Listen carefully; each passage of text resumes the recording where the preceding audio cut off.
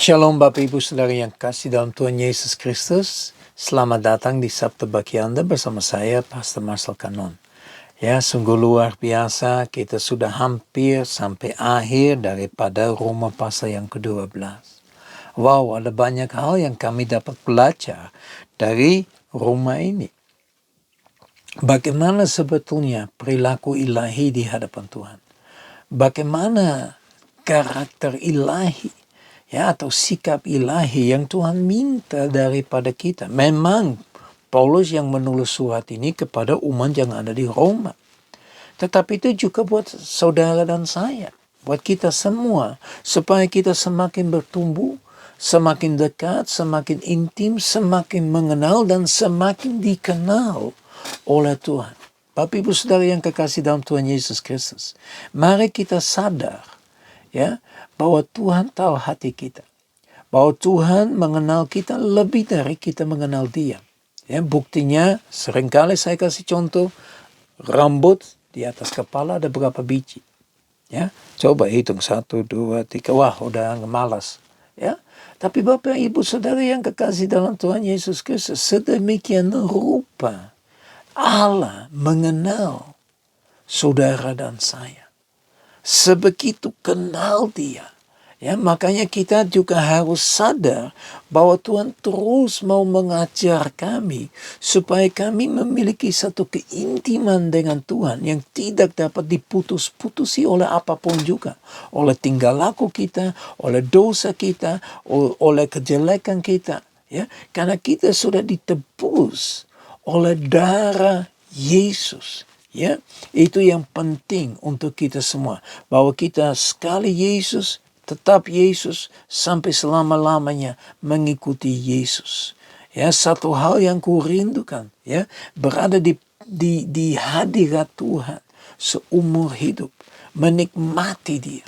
Ya, mari kita lebih lagi masuk. Nah, hari ini kita fokus kepada ayat yang ke-19 dan 20. Ya, kenapa 2 ayat? Karena ayat yang ke-19 kita sudah bahas beberapa minggu yang lalu. Ya, di dalam ayat yang ke-19 dikatakan begini, saudara-saudaraku yang kekasih, janganlah kamu sendiri menuntut balasan, tetapi berilah tempat kepada murka Allah. Sebab ada tertulis, pembalasan itu adalah hakku. Akulah yang akan menuntut pembalasan, firman Tuhan. Ya, inilah hak Tuhan. Jangan kita membalas. Kita sudah belajar banyak hal dalam minggu ini. Ya, jangan membalas kejahatan dengan kejahatan, tapi lakukan yang baik terhadap musuhmu. Ya, itu yang Tuhan minta daripada kita. Mari kita buka sebentar Roma pasal yang ke-10, Ibrani pasal yang ke-10. Ya, Ibrani pasal yang ke-10 ayat yang ke-30. Dan di dalam Ibrani pasal yang ke-10 ayat yang ke-30 dikatakan begini. Sebab kita mengenal Dia yang berkata, pembalasan adalah hakku. Akulah yang akan menuntut pembalasan. Dan lagi, Tuhan akan menghakimi umatnya. Bapak Ibu Saudara yang kekasih dalam Tuhan Yesus Kristus, kita harus sadar, terus terang kita harus sadar bahwa kedatangan Yesus untuk kedua kalinya bukan sebagai bayi, bukan sebagai juru selamat, bukan sebagai Tuhan, tetapi Dia akan datang sebagai hakim. Untuk menghakimi seluruh kehidupan kita. Kita harus mempertanggungjawabkan apa yang kita lakukan dengan bait Tuhan. Tidak tahukah kamu bahwa tubuhmu adalah bait Allah? Dan apa yang kita lakukan dengan bait Allah, ya kita harus mempertanggungjawabkan. Ini sesuatu yang penting. Ya, jadi Bapak Ibu Saudara yang kekasih dalam Tuhan Yesus Kristus, ingat terus, pembalasan itu adalah hak Tuhan. Ya, ingat pada waktu Kain membunuh Habel, darahnya Habel berbicara kepada Tuhan. Dan Tuhan, ya, menunjukkan pembalasan terhadap Kain. Kain bilang terlalu berat bagi saya. Ya, tapi tidak ada seorang pun dapat melakukan sesuatu terhadap Kain. Makanya Bapak Ibu Saudara yang kekasih dalam Tuhan Yesus Kristus, mari kita menyerahkan pembalasan kita ke dalam tangan Tuhan saja. Izinkan Tuhan yang berurusan dengan pribadi orang, yang menjadi musuhmu, yang melawan kau dan sebagainya. Ya, nah ayat yang ke-20 dikatakan begini, tetapi jika seterumu lapar, berilah dia makan. Jika ia haus, berilah dia minum. Dengan berbuat demikian, kamu menumpahkan bara api di atas kepalanya. Ya, jadi firman Tuhan berkata, kalau musuhmu lapar, kasih makan. Kalau dia haus, kasih minum. Ya, saya ingat kepada pembicaraan di dalam Matius pasal yang ke-25.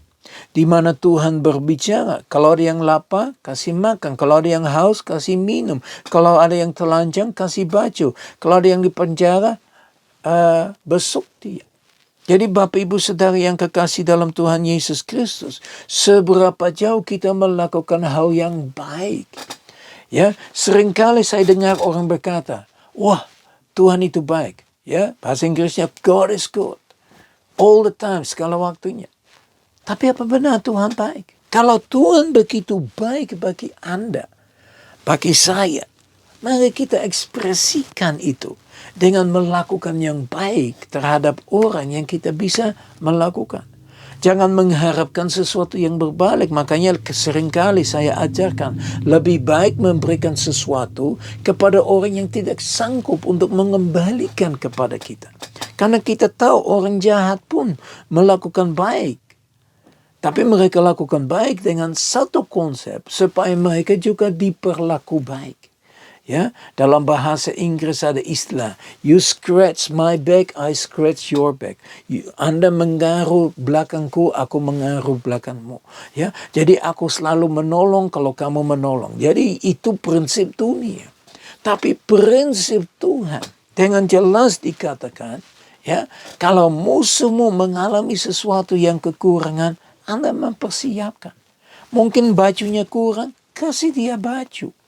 Ya, kasih dia makan, kasih dia minum, kasih kebutuhan yang dia miliki. Jangan melihat bahwa dia adalah musuhmu. Melihat bahwa dia adalah ciptaan Tuhan.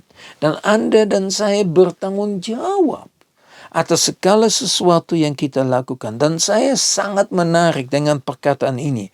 Dengan berbuat demikian, kamu menumpukan bara api di atas kepalanya. Maksudnya apa? Orang itu akan tak malu. Ya, orang itu akan berpikir, kok bisa? Aku melakukan jahat, dia melakukan baik. Aku jadi musuh, tapi dia tetap baik. Aku benci, dia tetap melakukan yang baik. Ya, aku membuat dia dianiaya, tapi dia tetap baik. Itulah sikap yang Tuhan mau kita miliki. Apalagi di dunia ini, apalagi saat ini, apalagi tahun 2022. Mari kita benar-benar melakukan hal yang baik terhadap semua orang. Khususnya kepada mereka, ya, yang mengaku Yesus Kristus Tuhan dan Juru Selamat. Dari hati yang tulus, ya, dari hati yang murni kita dengar kemarin. Bapak Ibu Saudara yang kekasih dalam Tuhan Yesus Kristus, mari benar-benar menantang diri kita sendiri. Ya, Yesus bilang di dalam Matius 25 itu, ya, Yesus bilang, Anda sudah kasih makan, Anda sudah kasih minum kepadaku.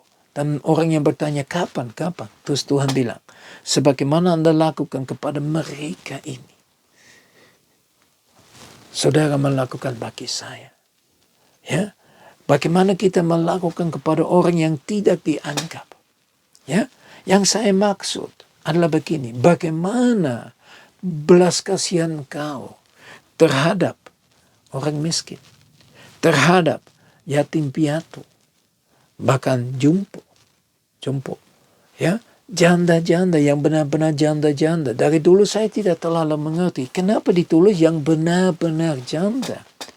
Karena tugas untuk memperhatikan janda yang pertama adalah anak-anaknya sendiri. Ya, kalau seorang janda memiliki anaknya Ya, mereka bertanggung jawab untuk memperhatikan orang tuanya. Siapa yang menghormati orang tua, hidupnya akan diperpanjang. Ya, jadi Bapak Ibu Saudara yang kekasih dalam Tuhan Yesus Kristus, seberapa jauh ya kita melakukan bukan hanya untuk musuh, tetapi juga untuk yatim piatu, orang miskin, ya, janda-janda, orang asing.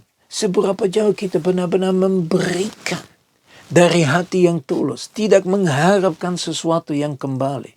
Ya, itulah karakter seorang yang mengikuti Yesus dengan sungguh-sungguh. Kalau kita lakukan itu, saya jamin Anda akan dengar ini. Hai hambaku yang setia, silakan masak. Bukan hambaku yang sukses, tapi hambaku yang setia. Mari kita terus menerus melakukan hal yang baik sampai di akhir zaman, sampai selesai masanya. Karena firman Tuhan berkata, siapa yang sanggup, siapa yang dapat mengatasi semuanya, ya, dia akan diselamatkan. Mari kita berfokus kepada apa yang Tuhan miliki bagi saudara dan saya. Mari kita berdoa. Bapa kami di surga, kami datang di hadapan Engkau Tuhan. Kami bersyukur untuk firman Tuhan. Firman itu yang hidup. Firman itu yang dapat mengubah kehidupan kami. Firman itu yang kami dapat pegang. Bukan hanya pegang, tapi lebih daripada itu kami dapat menjadi pelaku daripada firman Tuhan.